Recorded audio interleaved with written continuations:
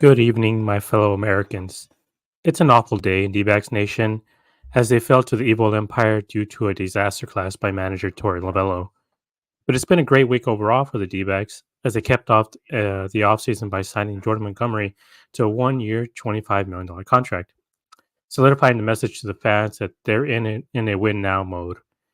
And they show that they're hungry to win as they ran a train on the Rockies over the weekend, taking the series 3-1, including a 14-run third inning.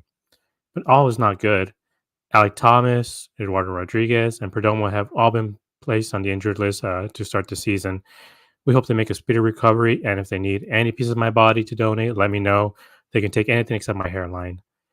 But the D-backs aren't the only people facing hardships to start off the season. The Dodgers, after signing Shohei Ohtani to a 10-year, $30 contract, are facing what might be the biggest scandal since the steroid era. When it came out, Ohtani might have paid off a bookie illegally or had his money stolen by his translator, Ippei. We don't know the details of this, but it's clearly affecting Shohei's game, which is good news to us. But I truly will never understand how we could let this happen in this beautiful, pure game. So anyways, this segment of the State of the Union is brought to you by DraftKings. DraftKings is now offering the over-under on Ohtani's jail sentence. Use the code MookieBets for your first bet with our second sponsor, BetMGM. And if that doesn't work, try it on FanDuel, the exclusive sponsor of Major League Baseball. But anyways, to quote the late, great Vin Scully, it's time to announce Ohtani's jail sentence. But back to the D-backs signing Montgomery to a $25 million deal. His agent Scott Boras completed the golden sombrero of offseason signings. Just some of the offers that were out there for these guys, like Bellinger, he was looking for $200 million and he signed for $80. Snell asked for $240 and he was offered over $100 million by the Yankees, and he ultimately signed for $62 million for 2 years. Montgomery was looking for $170 million and he signed for $25. And finally, Matt Chapman had a $120 million offer by the Blue Jays on the table, and he ended with $54 million. Was it owner collusion, or was it a washed agent overvaluing a group of guys with spotty track records? So in conclusion, D-backs Nation, the baseball season is here. Go out and support your D-backs. Show them that we love them and support them the way my father never did with me. Thank you and good night.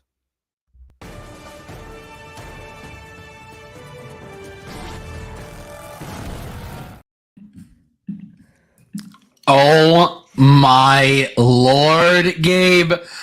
That was pretty funny. I love how you just like threw in all of the major sport books that had me laughing, because I'm like, I thought we discussed like that wasn't, and I was like, oh, it's a joke.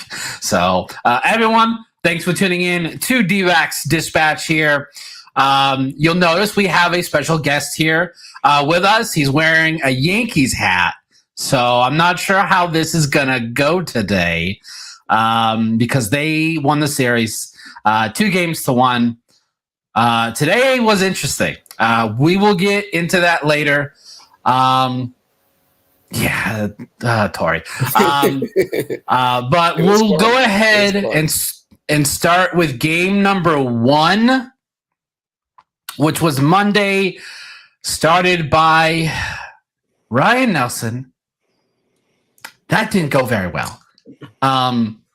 He had a very, very rough first inning, threw 31 pitches. And at the time the first inning, I was like, oh, it's pretty good. He only gave up 1 run. I should have just kept my mouth shut and waited till his outing was over, because that didn't go well. Did not go very well there for Ryan Nelson. Tommy Henry and Ryan Nelson showed why we went and got Erod and Montgomery. Like that is literally what they like. I thought maybe they get a couple starts. No, they they both didn't play very well. So, Gabe, what are your thoughts on Ryan Nelson's initial outing? Yeah, it was something that I had mentioned a couple of weeks ago when we were talking about who's going to make it out of the rotation. That we don't have access to a lot of the advanced metrics during spring training. Like we can't see, their spin rate or anything like that. But the management and coaches do see all that sort of thing. So even though he was striking out guys left and right, the fact that they went out and got Montgomery, that's when I was like, okay, like maybe there's something more to the fact that they wouldn't have made the team. Like I don't think Ryan would have made it really, at least not to the start of rotation. But I mean, it just showed what he had in spring. It just might have not been, all that true. But yeah, it was just unfortunate. He was getting hit really hard. He wasn't locating. He wasn't able to put people away. Like he had this issue last year where he get 0-2, and then suddenly it's 3-2, and they either walk or get a hit off of him. Like he just can't put guys away. And I mean, he has the stuff to do it. It's just I don't know if it's just gets in his own head about striking guys out instead of going for soft contact or something. But yeah, it was just really frustrating to watch that. Yeah, was not fun. So I was wrong. He actually didn't give up a run in the first. I thought he did. So I was wrong. It Brett, was close. your thoughts on that outing by Ryan Nelson? I mean, sorry, I was at 5 of the first 7 games, so excuse my voice. I apologize. Ryan Nelson, I'm not gonna lie, I was not surprised going into this that he was going to have this kind of outing. In Ryan Nelson's career, he has 16 games. He's faced 325 batters, and this is including Monday night. He has a 7.49 ERA, 94 hits, 20 doubles allowed, 3 triples, 58 earned runs out of 61 total runs allowed, 14 homers, 33 walks, and 42 strikeouts.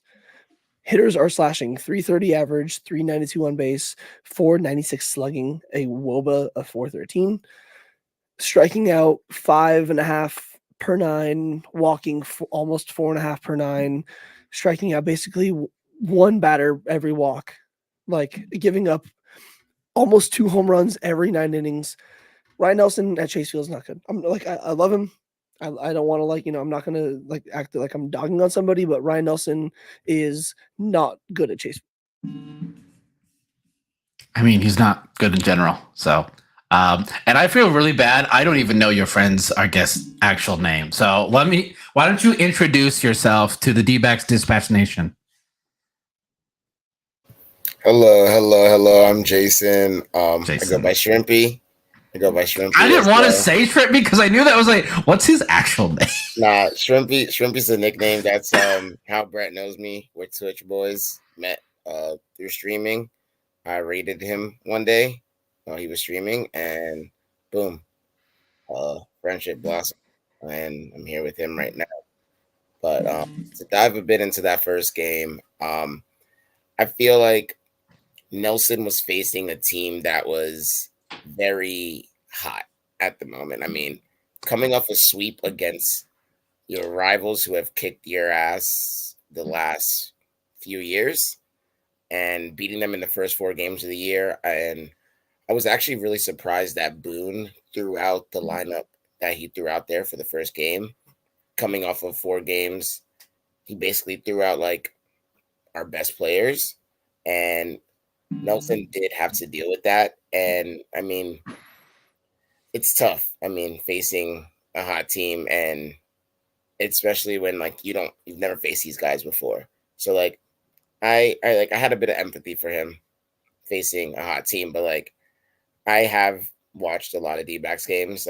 As Brett might have mentioned, D-backs are my second favorite team. So I try to pay attention a lot to some of the games when I can catch them, but I'm from New York, so East Coast catching these games is a little hard. But I couldn't imagine supporting an East Coast team when you live on the West Coast, or supporting a West Coast team when you live, because our games don't start till 9:30. That has got to be. It's so late, and I work in the morning. Oh, that's the worst. Yeah, and I know Nelson has his struggles, so I wasn't really surprised. but I was hoping for a better outing, especially the first outing of the year at home. Like hoping he could like try to at least start the year on the right note, and it was a little disappointing. Like even I mean, I'm happy my team won and my team did their thing, but it was a bit disappointing to see that like he struggled heavily. Yeah. As we're talking about this, we did find out this last week. Jordan Montgomery is making his first rehab start for the Reno Aces on Friday, which is like, thank goodness. And it looks like Eduardo Rodriguez as well is progressing good from his injury. I believe he was doing 60-foot long toss throwing.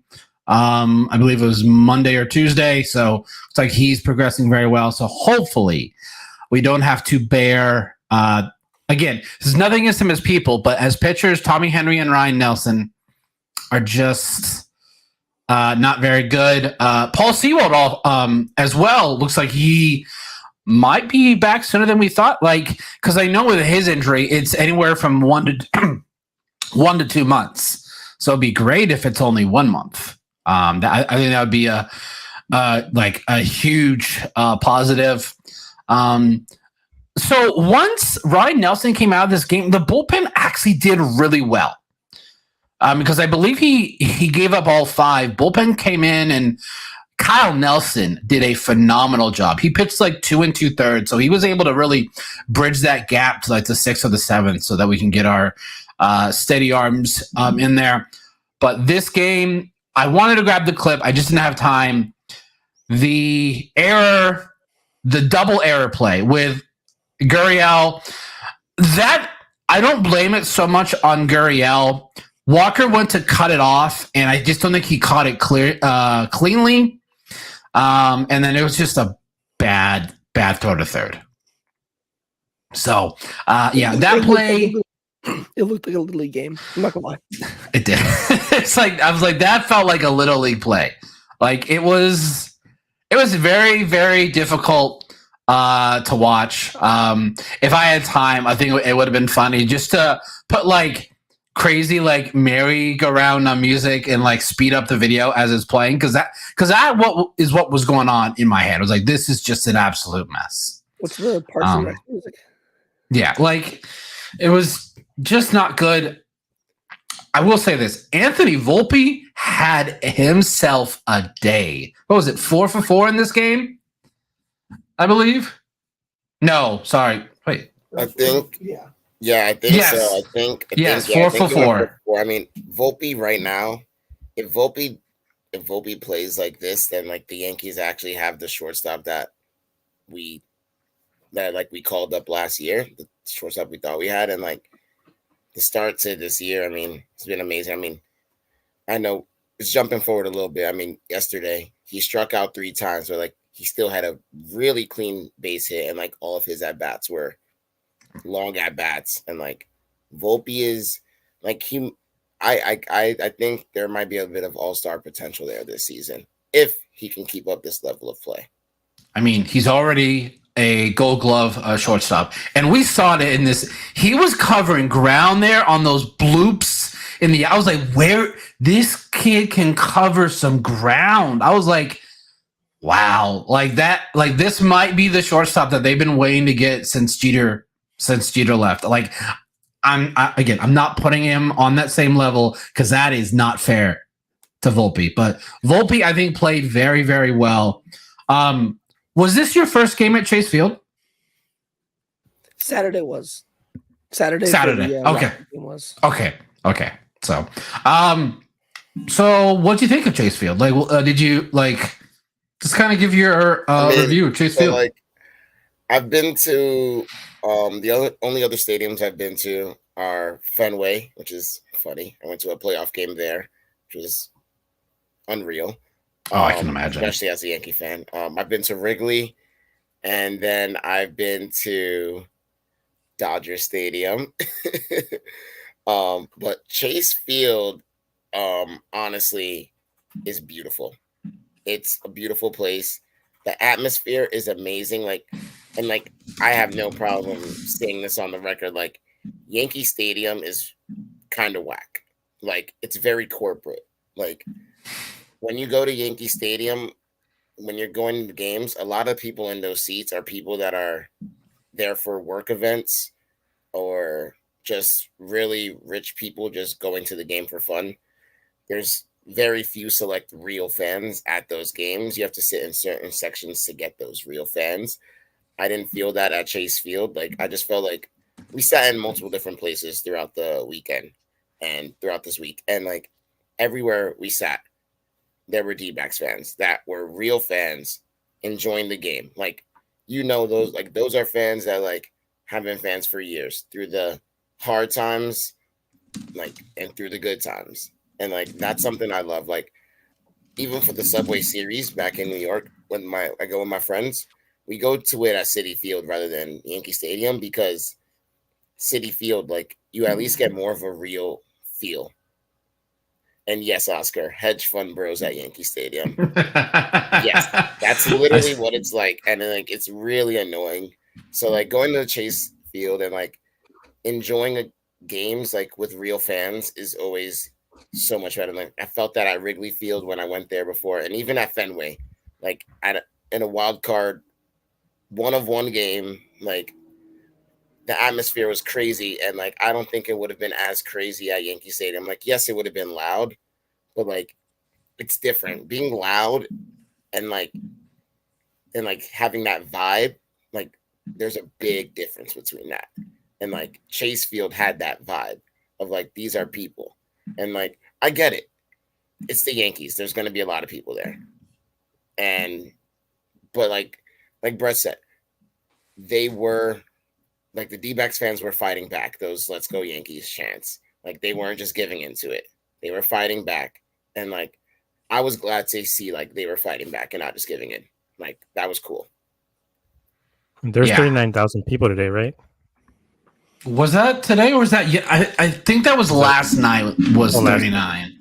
Not gonna lie, tonight, because I know I said it, I believe, in one of the Discords I'm in. Today's attendance, like, again, I get it was a day game, like, you know, Jason said, Yankee fans are gonna show out. Today's attendance would have been like 35. Today's attendance would have been last year's Friday night game attendance against like a good team. Yeah, that's where, again, I know a lot of it is going to be other fans, and that's where, like, you guys probably saw on Twitter and me being like, hey, D-backs fans, show up. I'm not saying, like, you know, I get if you have work things going on, you know, money things. I totally get that too. Like, that, there's some games I don't go to because tickets are pricey. Totally get that. I'm just saying, if you have the opportunity to go and you choose not to because you just, oh no, the other fan base, just, I'm sorry, go. And there's a lot of that this week. A lot of that this weekend too. It was really nice. Like I didn't think there'd be 35. I honestly thought like 25 to 30K. I could have expected, because obviously in the upper deck there was a lot of empty seats, but the second and the lower ring were full all game. It was really good to see. How many of these fans that have been going out? How many of them do you actually think are the ones who took advantage of the $300 season pass? I genuinely think a lot, because obviously, you know, my voice. Like, I was not able to yell at the game. I had to keep myself from yelling because Jason told me, he was like, yo, we got a podcast later tonight. Like, you know, make sure you can speak a little bit. Yes, listen to your friend, because obviously you didn't, because your voice is gone. Yeah, but again, 5 days out of 7 games, you know, my voice is gonna be a little messed up. But like, even in the extra innings, like after Verdu, you know, I know we're jumping forward a little bit, but today, after Doogie hit the home run and went up, last year, every Diamondbacks fan would have left. I promise you, every Diamondbacks fan, even in the 300s where we were at the time, would have left. There were Diamondbacks fans staying that were trying to start a "Let's Go D-backs" chant for every single thing they could. It was really good to see. Yeah. So very excited. Anyone have any last thoughts for game 1? So just a real quick story. As we talked about, Emmanuel Rivera was designated for assignment. He actually ended up being traded to the Miami Marlins for cash. And apparently some people don't know how to take a joke. We made a fun. I'm not sure who posted it. I feel like it was Gabe, because it was a meme. No, it's probably Josh. Josh? Okay. Yeah, Josh. Yeah, Green got it. like a lot of the comments on that tweet were like,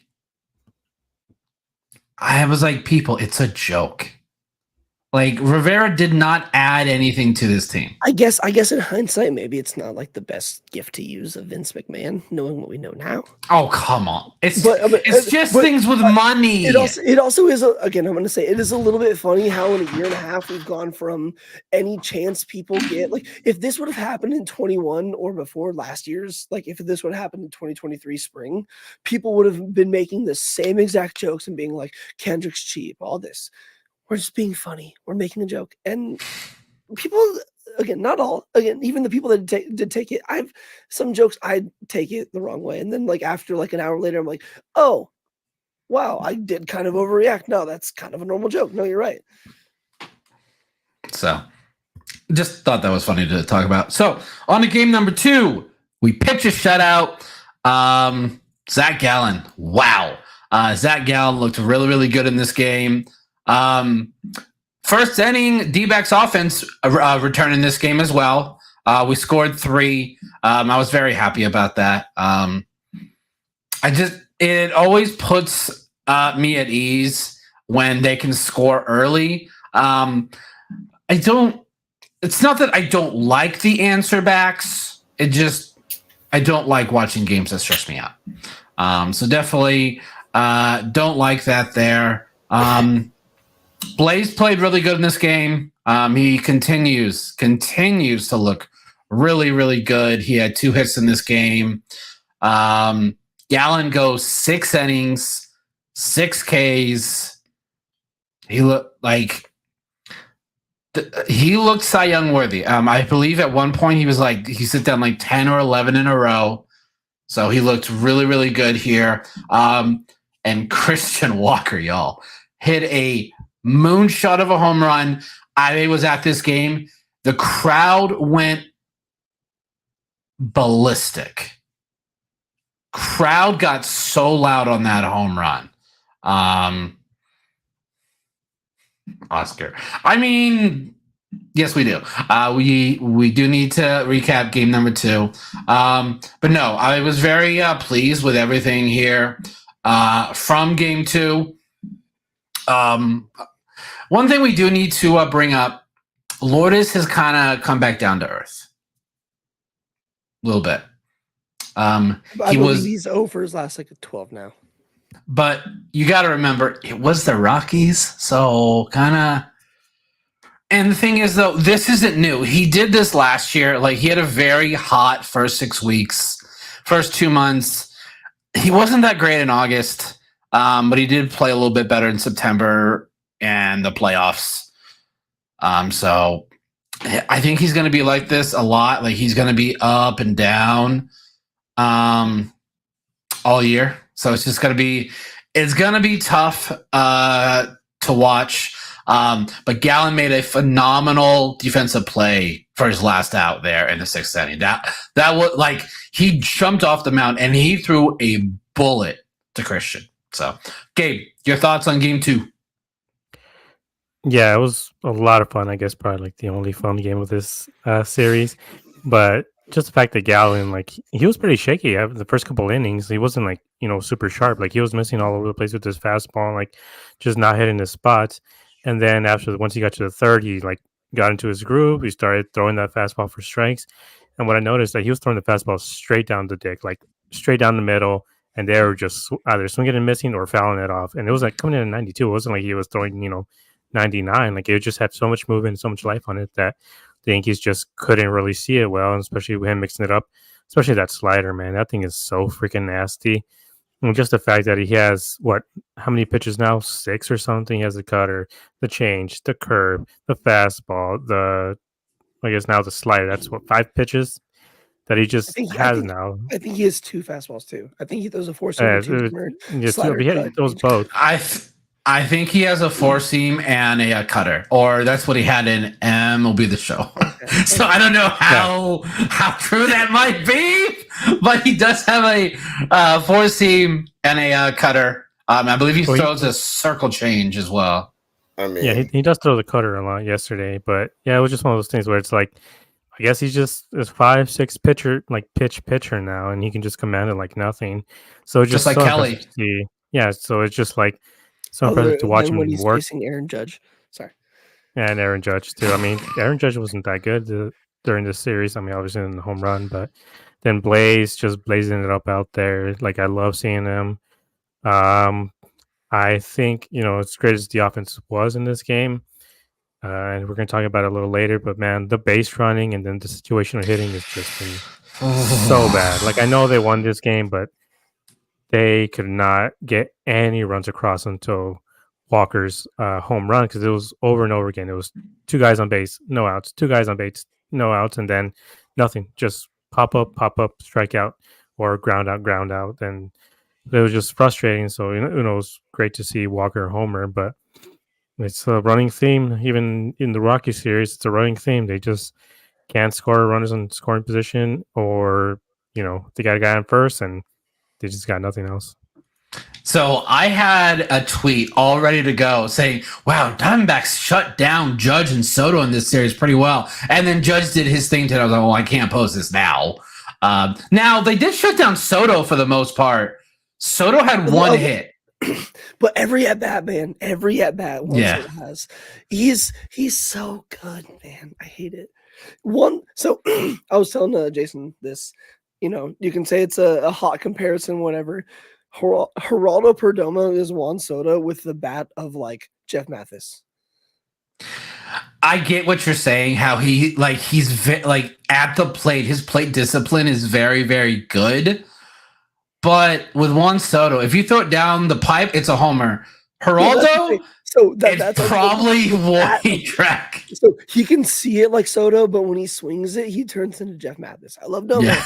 I'm sorry, but that's what happens every time.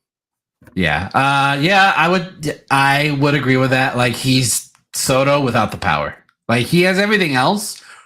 But that power's not there. Brett, any thoughts for game 2? I mean, it was kind of like I talked about earlier. It was just really nice to see, obviously, after a tough game 1 loss. In game 1, it was definitely, I'd say 90%, maybe like 85% Yankee fans to the rest D-backs. So to see on the night after D-back fans really bounce back, the team bounce back in general, it was cool. We talked about it earlier. It did suck because, again, opposing fans, me and Jason, we're trying to, root for our teams, but also root for a good game. So it was a little bit funny how the first game was lopsided. The second game was lopsided. Tonight was close. But, I mean, I want to give a lot of props to, obviously, Jason, a little biased because he's a homie, he's a Yankees fan, but I had so many pleasant experiences with Yankees fan just this entire 3-game series. Like the only time I had a bad experience was after Christian Walker hit his home run. I stood up, I was cheering, I was like, woo! I may have stood up for extra, but like the lights were going off, it wasn't in anyone's way. Well, next thing you know, like Jason's like kind of like there, he's like, yo, those dudes told you to like sit the hell down. And I was like, I'm not gonna be told to sit the hell down in my own stadium after a home run. So again, woo, not gonna lie, it might have gotten in my head a little bit because I had a few too many neutrals. I was enjoying my night. But it was sad to see fans like that. Like all they had to bring up was, oh, what happened in the World Series? What was last night's score? And I'm like, is this all you got? At least we made it to the World Series. Like, that's when I'm like, even the entire time Jason like was telling me, he's like, yo, shut the hell up. Like, this is their stadium. We would be doing the same thing if our team hit a 3-run home run and went up 6-0. Like, what do you like? Shut up. Stop being salty. Yeah, like I'm gonna be real. Like it was like really disappointing. Like I'm used to this type of Yankee fan at Yankee Stadium. Like I've gotten into arguments with fellow Yankee fans at games for their conduct during games, and like Brett literally just stood up, was clapping. The lights were off. Like you can't see anything. The lights are off. There's lights flashing. You can't see anything. And he was just celebrating the home run. The game was over. We were cooked. Like we were cooked. We knew we were cooked. Like it wasn't a good game on our front. Like we needed to get that ass kicking out of the way after a long winning streak. So that's cool. I get that. And like these kids, like they were teenagers, which was the worst part. And like I was just like, yo, guys, just like be quiet, like no need. And like they just kept chirping and chirping and chirping. And like even at one point said, like, don't be surprised if your car's windows are busted when you get there. And we're just like sitting here, just like trying to enjoy the game. And like my team is getting their ass kicked, and I'm just trying to enjoy it. I'm just like, huh? I'm not gonna lie. That's the first. I did not hear that. I did not know that's what they said. That's what they said. So you guys know me. I've brought it before. The Dodger security or the Dodger fans called security on me for foul language and harassment and like all that. That was genuine Harassment. Yeah, harassment. That was genuine harassment. And props to my man because he was one who's like, yo, I'm gonna call that or I'm gonna text that D-backs number. D-backs security showed up, 3 people. The second one of the security showed up, they just started just walking away. Like, bye. Like, dude, like I get if you're beating our ass tonight, but if you're gonna bring up last night and then a World Series loss that you weren't even a part of, like, come on, like you're making your fan base look bad. That's like me, like, and again, I've been there before. The Mickey Mouse World Series stuff, I'll still rock it as a troll. But if I'm gonna celebrate that as like my big crowning achievement, I was like, oh, at least you guys, your only World Series is in the COVID season. Like it's a little bit of a cope. It's a little bit of a cope. Yeah. I don't understand fans that do that. Like they talk. I was like, first of all, you did like, I guess some fans think, oh, if you didn't win it, then you're on the same level of teams that didn't make it. No, like, we're not like you're like we didn't even make the playoffs last year, right? No, we didn't even make the playoffs last year, and like we haven't won a championship in 15 years. Like I know, like I was actually alive and well and rooting for our team when we won the World Series in 2009, and like 15 years has been a long time. And like Yankees fans and this, I would love for this to get clipped and sent to every Yankee fan in the world, but like we need to get off our fucking high horse because we haven't done shit in 15 years. We're not the same team that dominated the 80s and the 90s. And like it's been a hard time, and we have to learn what it means to win again. Most of these Yankees fans these days, like literally did not witness 2009. And those that did witness 2009 aren't the ones that are acting like jackasses all over Twitter or at the stadium, because they know it's been a long time since we've actually been a team that can talk shit. We can't talk shit to Houston. Like, yeah, we just swept them, and that's awesome. But until we beat them in the playoffs, or until we actually win a championship, Houston fans are going to get the last laugh on us. And it is what it is. And y'all made it further than us. So any Yankees fans are like, oh, but y'all didn't win. But we weren't even there. Like, we weren't even like fighting for a chance to be there. Our season was over before any of that started. But yeah, like they didn't even make it. Like you didn't make it into the tournament. So I'm like, what do you like? What are we talking about here? Like, it's truly one of my biggest pet peeves is that people think that they can talk trash just because your team didn't win. But I'm like, you didn't even make it in. So it's one of my pet peeves I have with sports. Just people that will talk smack. I'm like, first of all, your team. It's not like you were on the team either. Yes, we're actually, it's funny you bring that up. We were literally talking about it today where 5-10 years ago, I'm still sometimes I get in my habits when we're facing the Dodgers, anything Dodger related. I want to be a hater. It's so fun being a hater and reveling in the other team's sadness and losses. But it's one of those where even like when like in days to like today that we'll get into, when you lose, you got to ride the highs with the highs and lows with the lows. Like, don't get salty. Like, enjoy. Like, Jason's a great example. Like, not every fan. Like, I know some people probably listening have probably always been like, oh, fuck every Yankee fan. Like, Yankee fans are trash. Where I'm like, every fan base has great fans. It's just the really annoying, obnoxious ones out loud the other ones that are, like you said, they're just trying to enjoy games. Like, they're just here to Yeah, enjoy games. but that's all Phillies fans, though. All Phillies Yeah, fans are trash. it's okay. They're from Philly. So, They suffer enough. so we may as well kind of Wait, just real rip. quick about Philly. I'm with you Yeah. on that. We kicked their ass in 09. They, So fuck yeah, Philly. they still talk so much crap. And so the thing is, it's not just Philly; it's all Philly sports. It's Yeah. just the way I think that, like, I get you're passionate, but sometimes you come across as so damn annoying. So They threw batteries at Santa Claus. At that hockey game, they threw batteries at him. yeah, like I've never seen a fan base boo their own players as much as Philly does. Like they literally did it to Trey Turner last year. Jason's like, well, Yankee fans, hold up.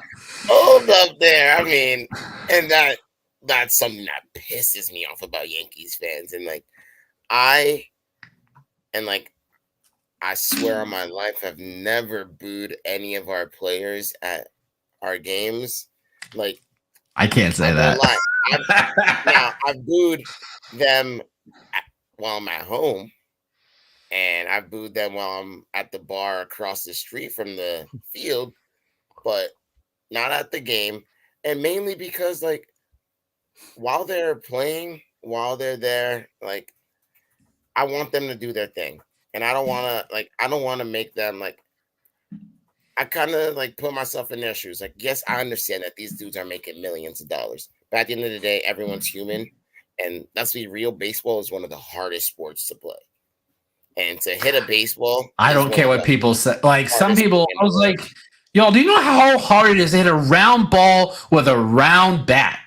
Like, I played going baseball 100 miles an hour now. Like, yeah, I played baseball for maybe like 10 years. Like, I got all the way up through high school, and I had a lot of fun with it. But, like, hitting a baseball is fucking hard, yo. It is. That thing It is really hard. is. Like, the amount of times I opted into a butt because I figured I'm fast and just putting my bat just right there and just getting the ball in the field, I'll get to first base. But it's hard. So, like, booing is I don't like it. But yeah, Yankee fans, they boo a lot. Yeah, I don't. Yeah, I definitely am guilty of booing play, and it's usually when they're playing bad, and like I know that they can play better, or like manager makes a really bad coaching decision. That never happens. Oh, weird. No, it's funny you bring that up, huh? What a segue. What a segue. So we're going to game number 3, which was today. We lost 6-5 and 11. So I want to start with some positives. We had this today. We had Ketel Marte gets 1,000 career hits on a first inning double down the line. So congratulations to Marte. He also had a home run in this game. I kind of wish that his 1K hit was the home run. I think that would have been a lot more cooler. But it's still 100. It's still a lot of hits. I didn't realize he was already like that's crazy. Like I guess we can look up right now. Like how close is he to passing? Because I think Goldie has the most hits, if I'm not mistaken. I think Goldie might have had 1,300 or something like that, right? Oh, dude. I'm sorry, I didn't mean to get depresso there for a second because I'm sad, but that's just crazy. Ketel and Merrill are two of the most underrated people on this entire team. Like every year. Like we know as a fan base that Ketel has that dog in him. We know. But he always has that. We've seen in the past. He has those like on and off years. 1 year he's good. 1 year he has health issues. 1 year is good. 1 year has health issues. I know it's fingers crossed early right now, but I don't know, man. I think Brandon might have been cooking with his bold predictions with Ketel. I think with the rate Cattell's going, because I was even telling him at the game today, Cattell's home run off Rodon was a little rare because I believe last year Cattell had 29 home runs total. I think 26 of them were off righties. Cattell did a complete 180 from what he was in like 2019, 2020, and 21. He went from crushing lefties, and we know, again, as a fan base, I've criticized him before too, especially like in after 21, before 22, and then 23, where it's like, Cattell, my man, like just start hitting just lefties. Like, come on, like there's one, like Tucker Barnhart realized, hey, there's one side I'm better at. Do that. Cattell didn't give up. Cattell like literally shut me, and I imagine a lot of other people, the fuck up last year. So this year, seeing one of his, I believe his first home run of the season being against a lefty, and it wasn't even like he missed, like he fucked that ball. He fucked that ball. Yeah, it was a little bit of a pimp job. Like he kind of stared at it a little bit. So yeah, it was. I thought it was really impressive. So I did just look up. So his splits from 2023 in 179 at bats versus lefties, he hit 313. Like I think, I think that's pretty impressive because it was something that he wasn't good. I don't think he had the power though. That's my main point. Yeah, it was like, the power side. He could hit them like that. I feel like he proved he could hit lefties, or he could still hit lefties. But when he was facing righties, dude, we saw it last year. I mean, when there would be somebody on third or a tough situation, we've talked about it before. We would see him swinging out of his shoes. He was bailing out to face those righties, and 26 times it worked because he hit some piss missiles, man. He hit some piss missiles. Yeah. I mean, he's looked really good this year. I did some counting and looking at like the 1,000 and stuff like that. Just the fact that he's at 1,000 hits already for his career. He's only 30, so if he stays healthy, he can go another 5 or 6 years, maybe in 7. I mean, when he's healthy, he can hit 300 in his sleep.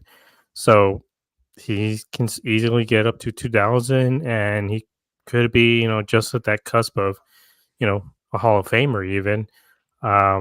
Which it sounds crazy to say, but if you look into it, he might be able to get in there. He might be, one of those guys who gets a few votes to get in, and it's just, he's really, really impressive. I like the way he's been looking this year. He looks a lot more healthy than he has in the last few years.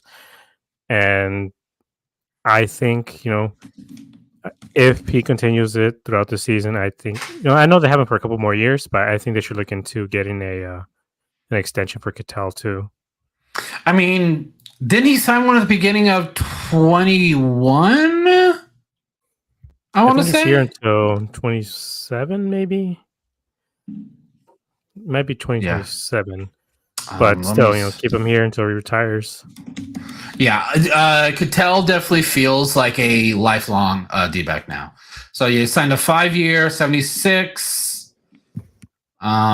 So he has a club option in 28.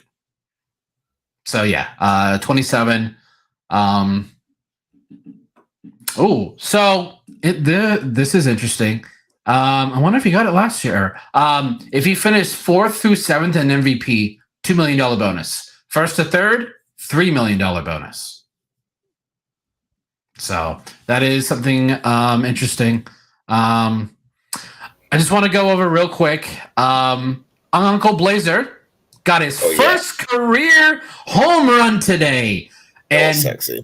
Long try on a frozen rope. That thing didn't get more than 15 feet off the ground. So he's pretty much gotten all firsts out of the way. Like he got his hit, he's got stolen base, he's got run, he's got home run. I don't think he has a double, but that's not typically a more notable one. The next one is inside the Parker. He has the speed for it.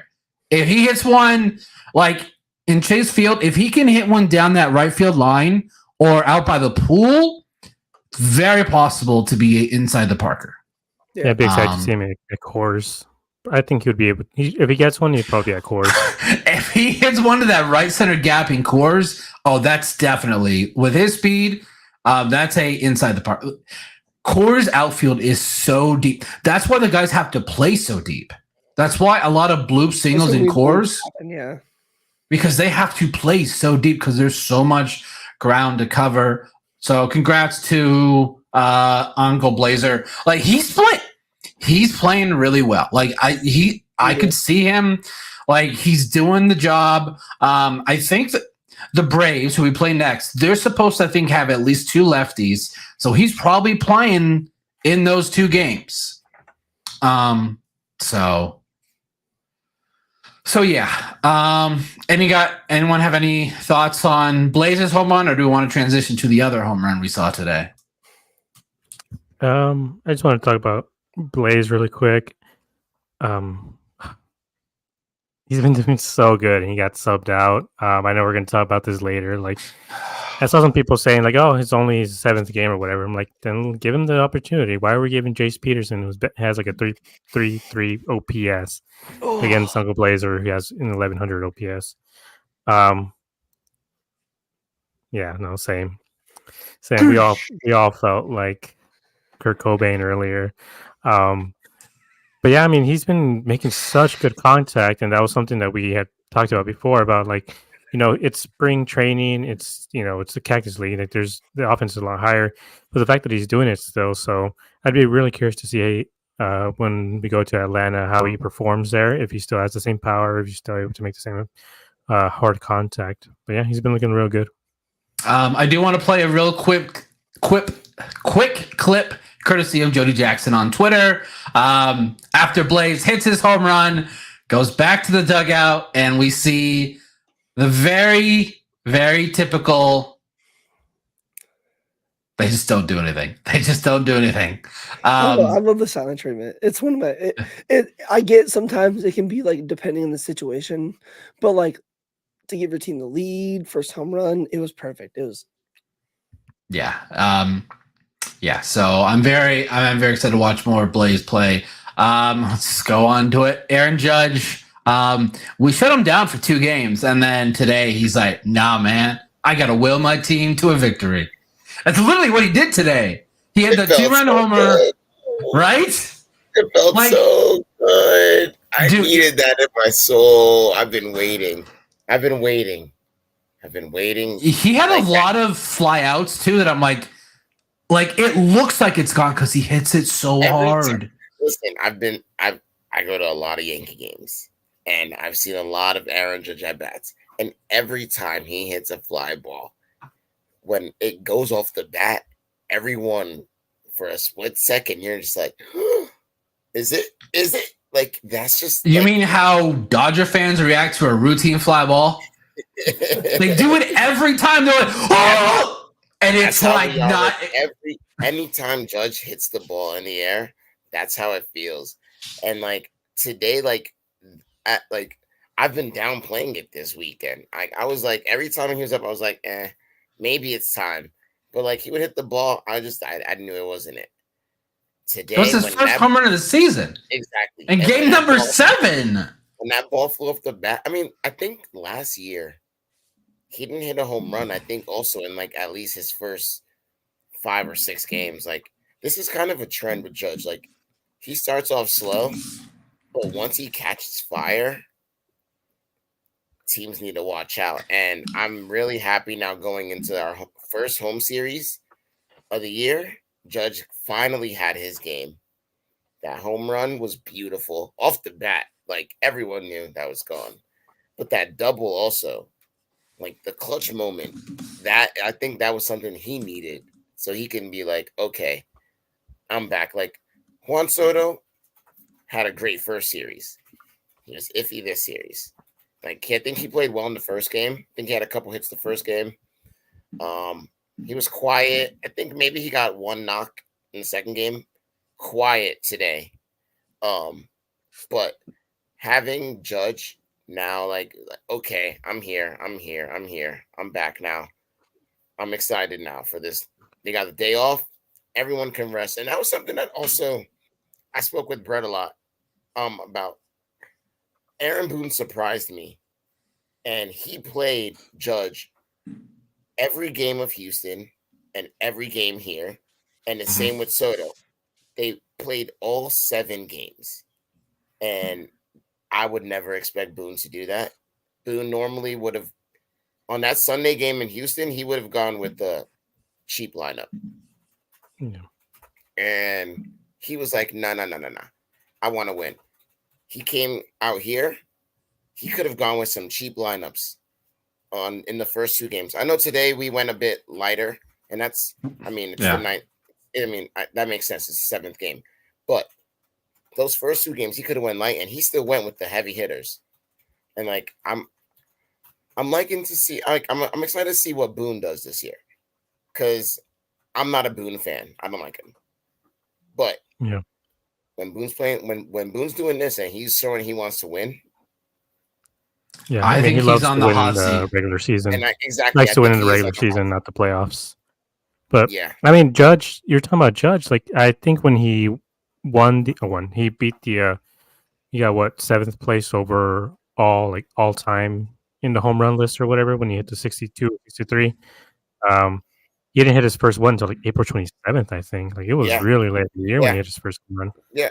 Judge starts off really slow. Like that's why A lot of wasn't, players do. and like that's why I'm not fretting. Like a lot of, and like Yankee Twitter has not been fun, because Yankee Twitter over the weekend was like calling for Judge's head, and I'm like, guys, it's been 4 games, and you remember he was hurt during spring training, so he didn't really get a spring training. So like, he's just ramping up now. Like, relax. This is baseball. It takes a long time. It's a long season. So his home run was 108 off the bat. Goes out of every ballpark but Oracle Park in San Francisco.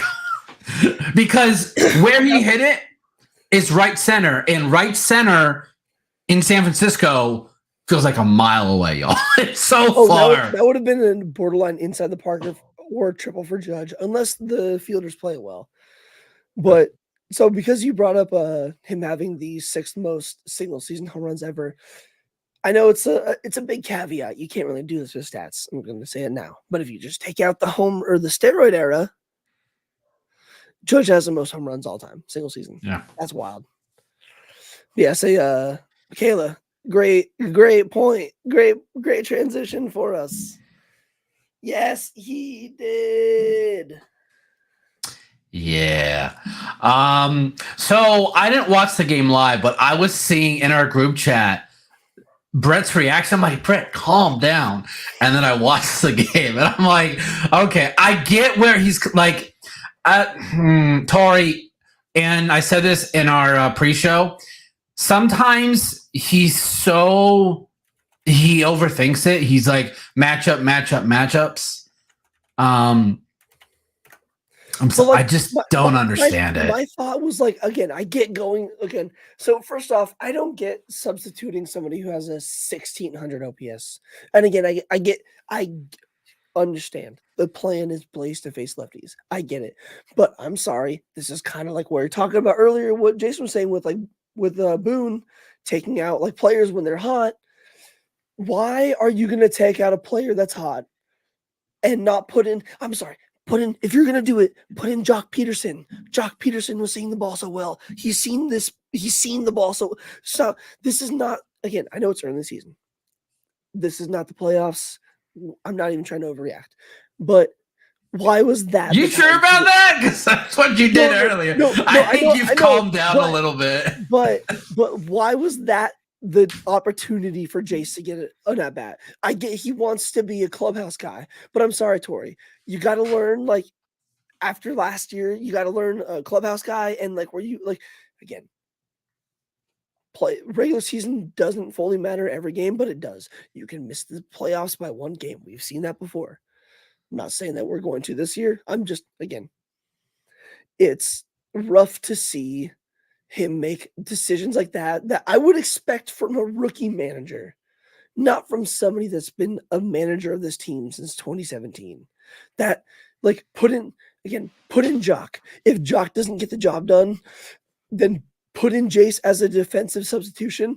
I understand the Perdomo injury a little bit hamstrung him with what he had to make as a decision. But even the second point, let Moreno go up there. And again, I don't know exactly what's going on, but from my perspective, it seemed like they made the announcement Moreno was going to be a pinch hitter. So they made their, decision on who's going to pitch.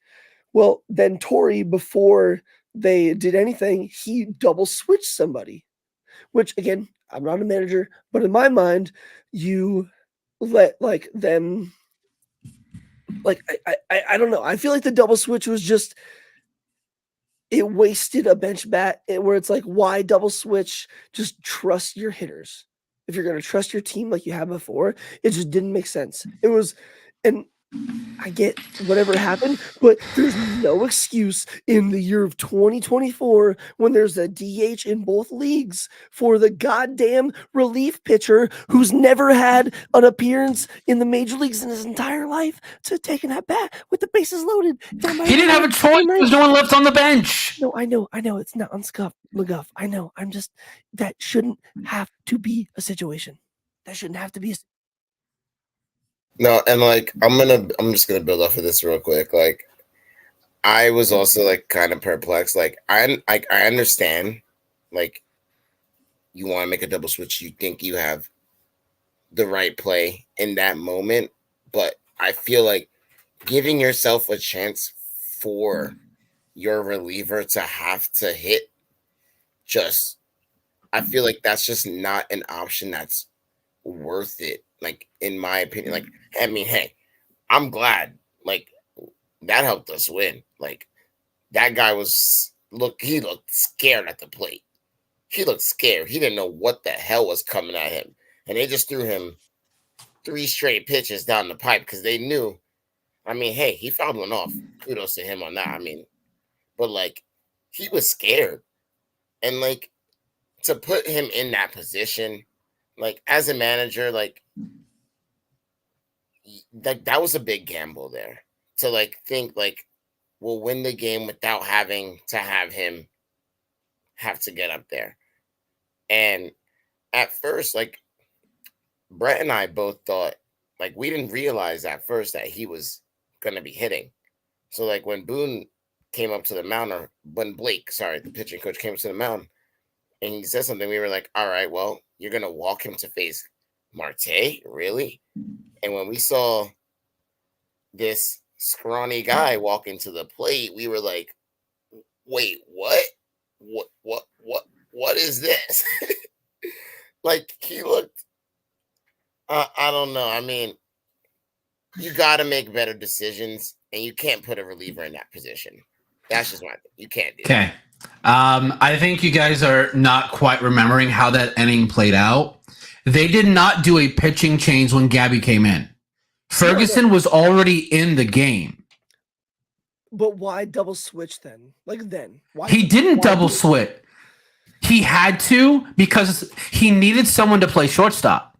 Perdomo got hurt. Okay, he had now. But I don't agree with Torrey for the double switch, but him pinch hitting Blaze is still what led to that. That's what led to that. I don't agree with it. I understand why he chose Jace because he's very matchup based. It was a lefty, and he's like, let's bring in Jace. He didn't want to have a sub. DH that's here to face righties. Why would you go with a guy that has not?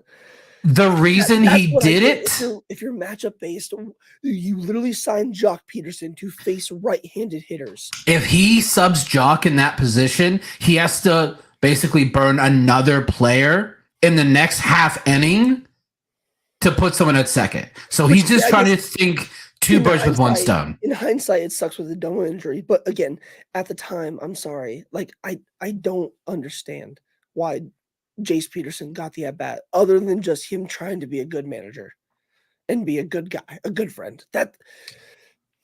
I think he was going based on matchups, and he personally liked the matchup. It just didn't work out, and that tends to happen. When you're very analytical with your say for example, Jace did work. we weren't going like we'd be like, oh, that was a great decision by Torrey. It's any decision managers make in sports. If it works, they look like a genius. If it doesn't, they look like a moron. And this was one of those where it didn't work out. I don't agree with it. I'm with Brett. I don't understand why you take out Blaze. Unless he's awful against some, but we haven't seen him enough to know against Major League pitching. Is he good or bad against lefties?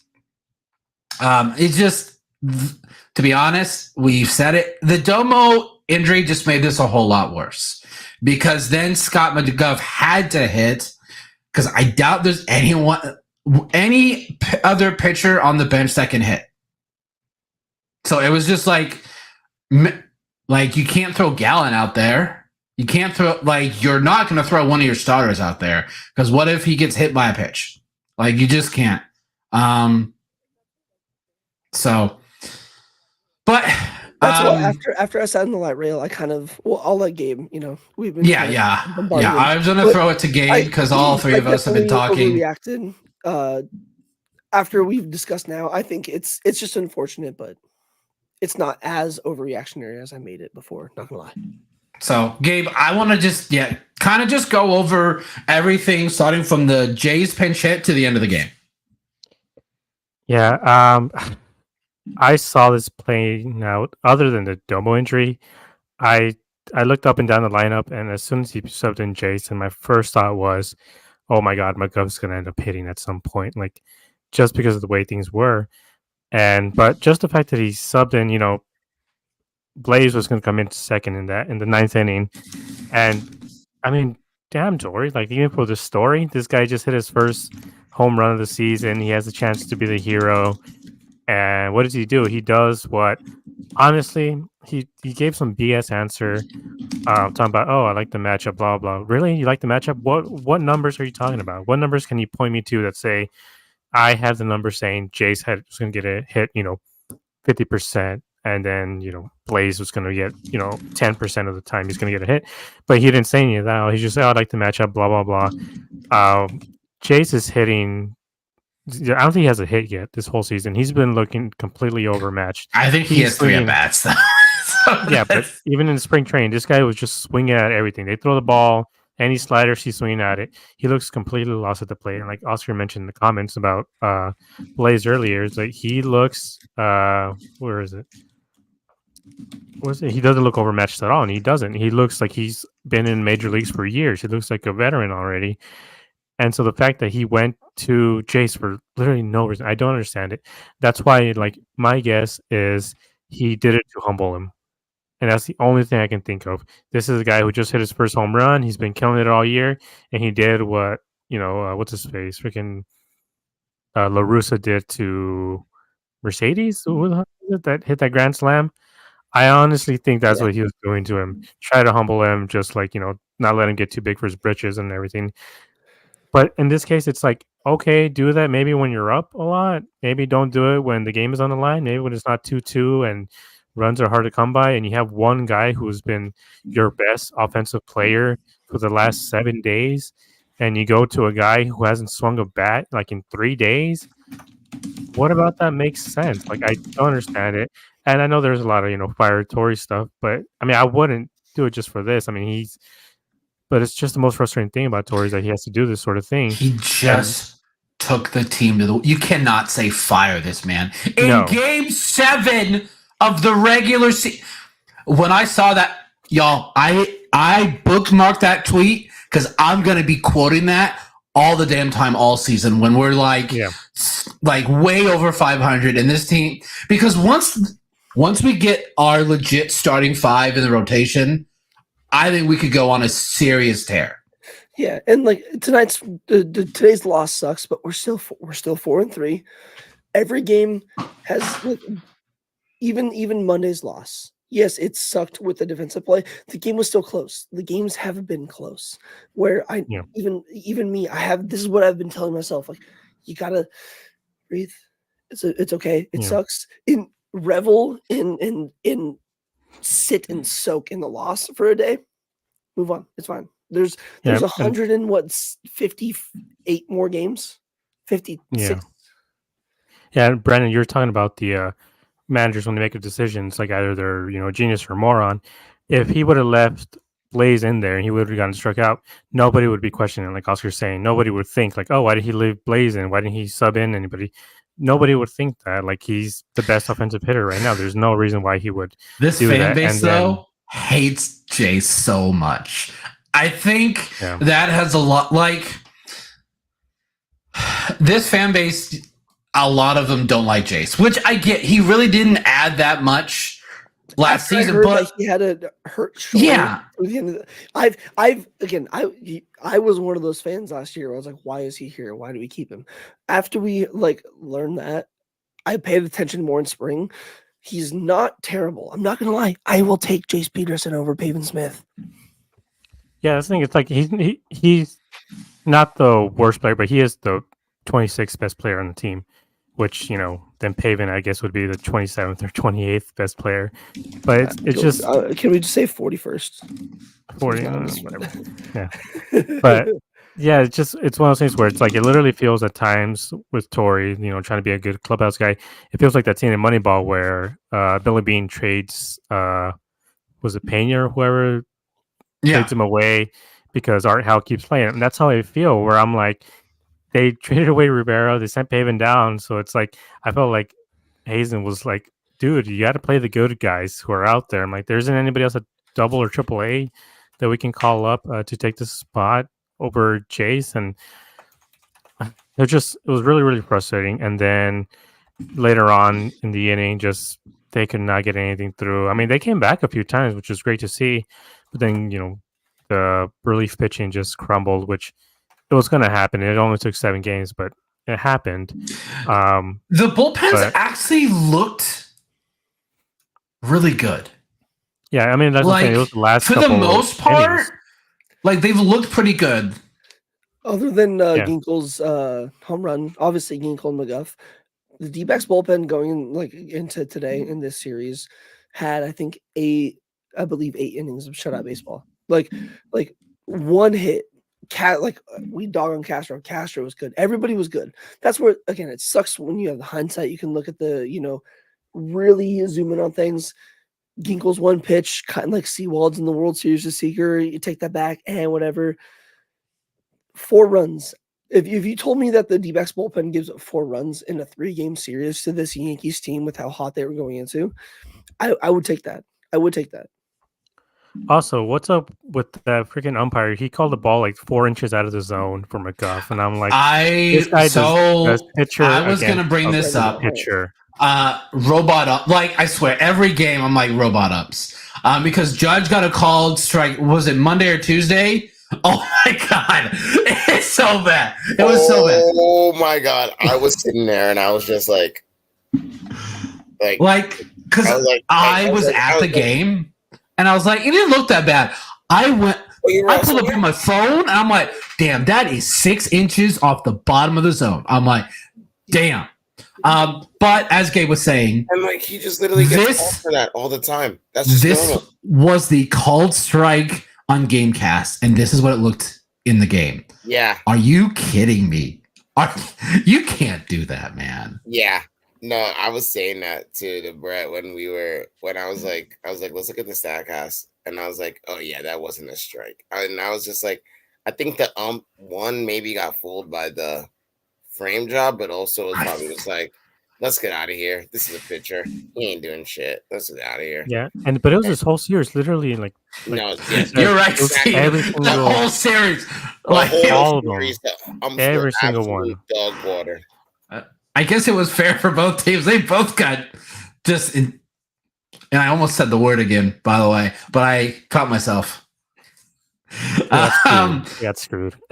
Yeah, it definitely. Both teams it didn't help them out. So it wasn't good. Brett, how much time do you guys have? I'd say we got 5-10 minutes. Okay. Uncle Juan needs us to go pick him up, and we want to make sure he's okay because he had a easy way to say it. A very interesting time at the game today. So we're gonna go make sure he's okay. Awesome. So why don't we who just are we facing next series? Atlanta in Atlanta? So the fact that we got fought. So Tommy here, and Ryan. so we have an off day tomorrow. Series starts on Friday. Game 1 is Henry versus Strider. Game 2 is Fott versus Freed. That one I could see. That one's going to be a good. Saturday's going to be a good one. Yeah. And Sunday is Nelson versus Sale. The only thing I have to say is maybe 2 or 3 more weeks until those games are Erod and Jaymont. And I love Ryan and I love Tommy Henry, but if I never have to see Ryan Nelson pitch a game in Chase Field as a starter again, thank you. All I have to say I love how you said as a starter. I was like, I think he'd be a good bullpen arm. Because I think there are times where he can go really well. Friday's gonna be ugly, y'all. Tommy Henry versus that Atlanta Braves lineup. No, that's not gonna go well. And Spencer Strider's gonna have like 12 Ks. So here's the one positive I'll flip. Again, I don't have the stats in front of me. I can go find them, but I don't want to make y'all wait for it. Ryan Nelson, like I said before, he's not gonna chase. For some reason, he's good at any park that's not Chase Field. Any park that's not Chase Field. Like like us were saying in the comments, like the Braves just lost against the White Sox. So, I mean, I think we have a better team. But it was bad weather. Like there was some freaky weather in Chicago the last few days. I mean, we don't have the weather forecast. Who says that Atlanta isn't going to be rainy? Because East Coast has been pretty rainy too, and I know we've been down here getting more rain than we expect for April. So I don't know. But I'm also going to say we never play well in Atlanta, so it's going to be a fight of a series. Dude, last season they had him though. Last year they had him twice, but then I think like the bullpen completely blew up. Also, that's when a couple years back before that was when Bumgarner threw the no hitter, and then Gallen threw 7 shutouts or whatever it was too. Like we've been able to dominate this on the same day. Yeah, it was on the same day too. It was a doubleheader that day. Just your final thoughts, Jason, on the Yankees in this 3-game stretch. Oh man, hey, this was a great series. Like I told Brett, like game 1, we had a good game. You guys didn't. You guys did have a good ending to the game. Bullpen looked great. Game 2, I mean, Nestor is. I'm a little worried about Nestor. We're gonna see how the season goes for Nestor, but you guys look great. Game 3, I'm glad that we had the game that it was. It was the perfect end to a series that, fingers crossed, a little World Series preview. That would be awesome. But I'm glad that like game 3 was like, it was back and forth. Like any team could have won. I mean, bases were loaded. End of the game. Any team could have won. And I'm glad that's the series we got. And I'm excited to see what this season brings for both of our teams. I think the D-backs have a really good season ahead of them, and I just think a good future. Like, now is a good time to buy in on the D-backs. And fans need to start buying in now before it's a little too late and it's a bit more expensive. And you can't. Brett, you're pointing the wrong direction. Yeah. I know he is. See, So you're on the left, so you know.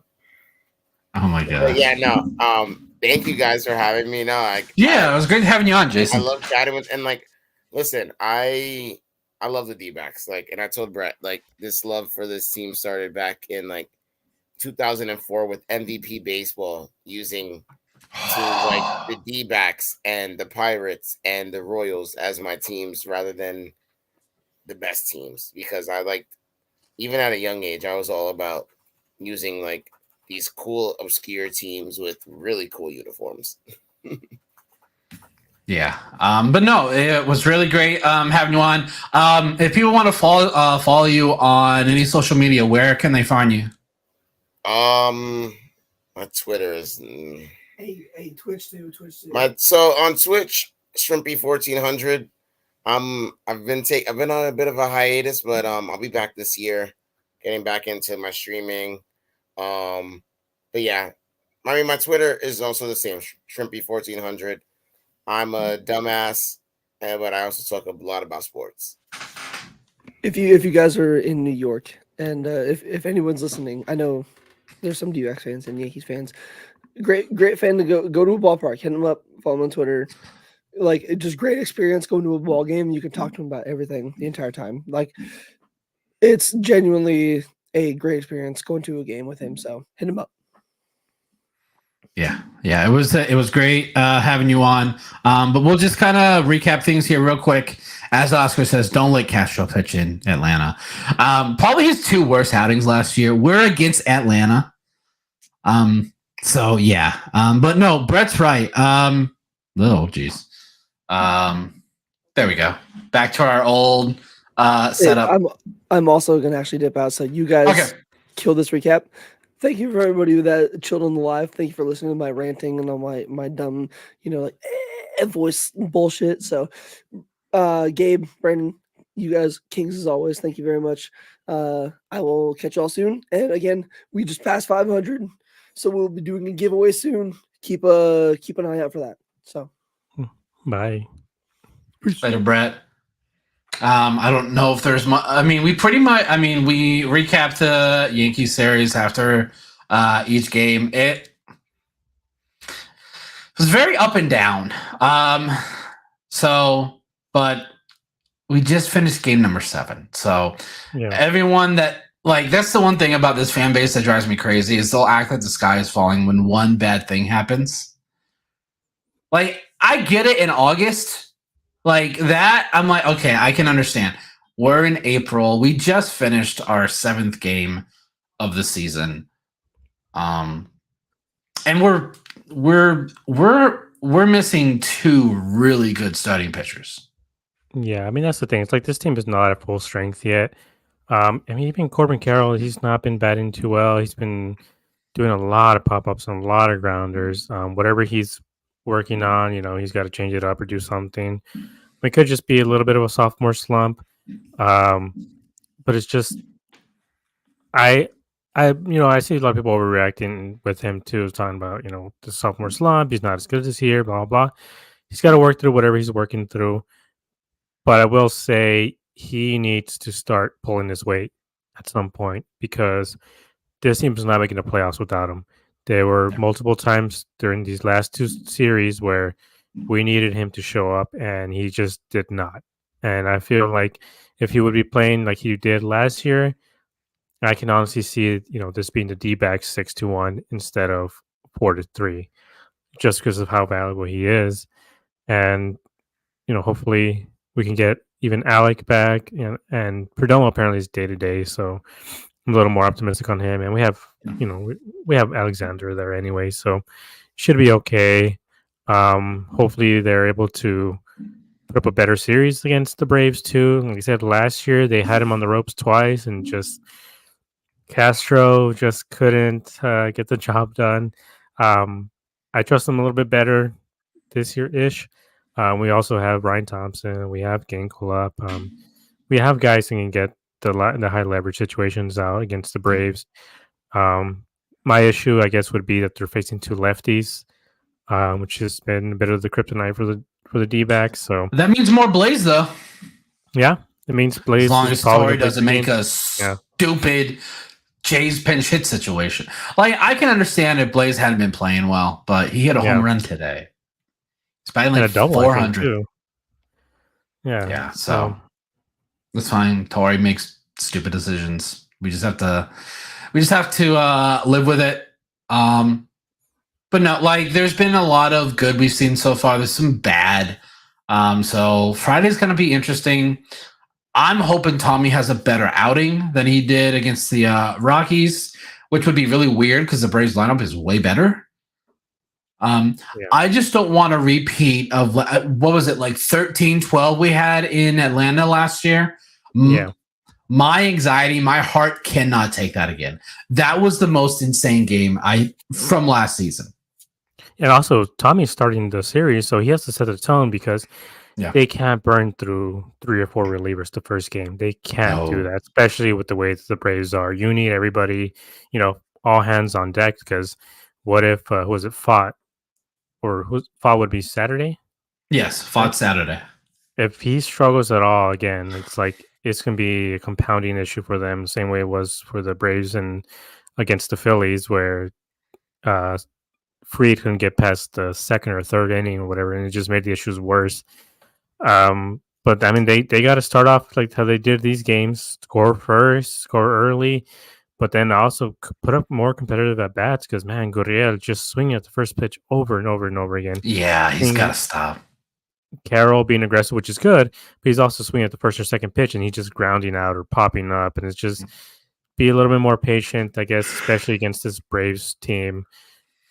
Hopefully, come out with the series win. But yeah, I have confidence in what they're going to be able to do weekend. Yeah, so I'm very excited. If this is your first time on the channel, make sure to like, comment, and subscribe so you don't miss any of our future videos. We are approaching 100 subscribers here on YouTube, so we would like to get that as soon as possible. As Brett said, we did pass 500 followers on Twitter, so we will be doing some sort of giveaway here soon. How we are going to do that, we need to discuss that. I don't think we expected to get to 500 this quick. I know I didn't, but we have definitely been increasing a lot lately. So just want to say thank you to everyone that is following the D-Backs Dispatch Twitter. I said this last show, I'm going to say it again. Our man Josh is freaking cooking. As you can see, we have a new logo, and it's amazing. Jay, thanks for stopping by. We appreciate it. Yeah, we are also streaming this on Facebook, y'all. We are on the All Sports Facebook page. So make sure to go ahead and like it over there as well. But no, this is going to be a really fun season. So just kind of stay tuned to our Twitter. It's most likely how we will be announcing how the giveaway is going to work. We will see y'all next time.